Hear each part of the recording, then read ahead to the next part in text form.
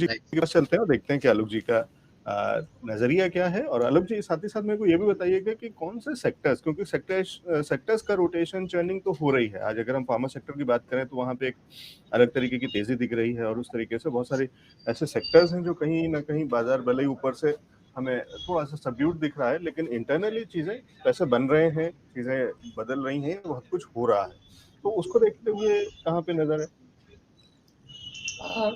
लवजीत जी, पहले तो निफ्टी पे बात बता देता हूँ कि निफ्टी फिलहाल में जिस लेवल पे अभी फिलहाल ट्रेड कर रहा है, जो कि है 19570 के आसपास, बहुत ही सुंदर लेवल के आसपास सपोर्ट है, जो कि है 19555 19,555 एक बड़ा सपोर्ट की तरह काम करेगा। पहले एक रेजिस्टेंस की तरह वर्क करता था ये लेवल, अभी फिलहाल में आज 19555 के आसपास ट्रेड कर रहा है, जहाँ पे उम्मीद है कि सेकेंड हाफ तक एक रिकवरी हम निफ्टी में देख सकते हैं। ये है बहुत छोटे अंतराल की बात। थोड़े लंबी अंतराल की बात करें तो देखिए, वर्टिकल राइज था जो कि हमने 19,400 19400 के ऊपर देखा, और निफ्टी ने वो जो 20,200 का जो अधूरा ख्वाब था, 20,000 वाला स्पेशली मैं बात करूँ, तो उसको पूरा करने में हेल्प की। अब वर्टिकल राइज का एक फंडा ये है कि vertical rise equal to vertical fall, चाहे वो किसी ह्यूमन बीइंग का हो या चाहे किसी स्टॉक का हो। तो हमने निफ्टी में वही देखा कि 19,400 से 19,400 से जो बड़ी तेजी हमने देखने को मिली, जो 20,222 तक लेकर गई, उसके बाद एक वर्टिकल फॉल हमने देखने को मिला, जो अभी फिलहाल 19,500 के आसपास ट्रेड करवा रहा है।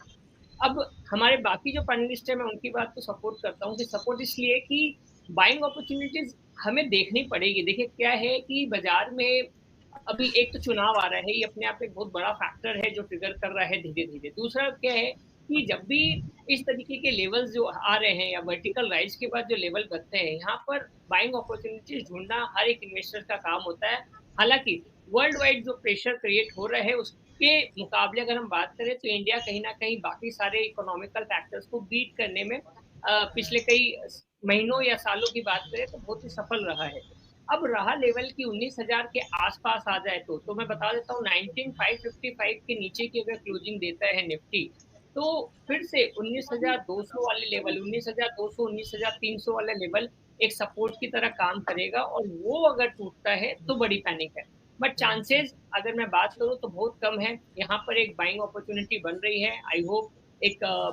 बड़ा इन्वेस्टर का धोखा है यहाँ पर, और उसके कारण से निफ्टी यहाँ पर एक वापस से सपोर्ट। रही बात बैंक निफ्टी की, तो बैंक निफ्टी ने देखिए 46,300 के आसपास में डबल टॉप बनाया है, तो वो एक फैक्टर वहां पे भी रहा कि वर्टिकल राइज थी, उसके बाद वर्टिकल फॉल। बट फॉर्चुनेटली अभी एक अपॉर्चुनिटी है, दैट इज अराउंड की 44,200 के आसपास काम कर रहा है, और 43,600 500 के आसपास का सपोर्ट लेकर बैंक निफ्टी में बाइंग बन सकती है, क्योंकि बैंकिंग एक सेक्टर अपने आप में अभी रहेगा जो इंडिया